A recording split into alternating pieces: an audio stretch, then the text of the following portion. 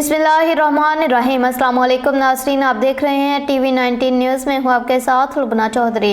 Bulletin का बाकायदा आगाज़ करते हुए आपको बताते चले, मटियारी से हमारे नुमाइंदे आदिल अली की रिपोर्ट के मुताबिक कबीरानी थाना के हदूद में गांव डाहड़ू कोसू के 2 घरों में आग लगा दी गई। सामान जलकर राख हो गया। एहतजाजी मुजाहरा। मीडिया से गुफ्तगू और एहतजाजी मुजाहरा करते हुए डाहड़ू खोसू, तालब खोसू और दीगर ने इल्जाम लगाते हुए कहा कि रोज के मामूलाते जिंदगी के मुताबिक हम अपनी जमीनों में काम कर रहे थे कि अचानक कोसा बरादरी के बासर अफराद नजर कोसू, गुलाम अली कोसू, अशरफ कोसू, आशिक अली कोसू ने हमारे घरों को आग लगा दी, जो हमारे घर जलकर राख हो गए। हमारे पहुंचने पर हमारे ऊपर फायरिंग करते हुए फरार हो गए। मजीद उनका कहना था कि हम इरिगेशन काते के जमीन में 40 सालों से हम रहायश पजीर हैं। जवाबदार बासर होने के बावजूद हमें धमकाते रहते हैं। इन लोगों ने मुतालबा करते हुए कहा कि इन बाअसर अफराद को गिरफ्तार करके हमें तहफ़्फ़ुज़ फराहम किया जाए। पर में नजर खाना है, उन्हें भा नजर खाना है, अगवान सब नजर खाना है,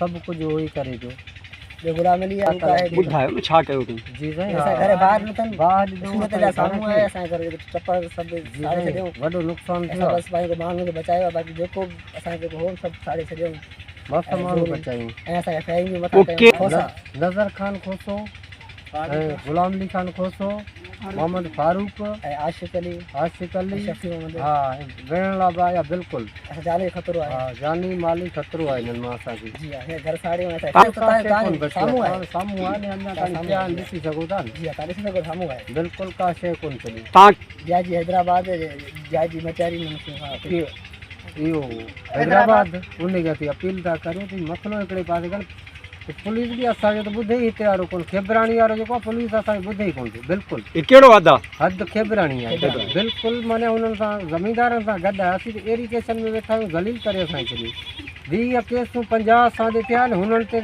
कुछ भी न थो थे असा एक्शन भी न था खणन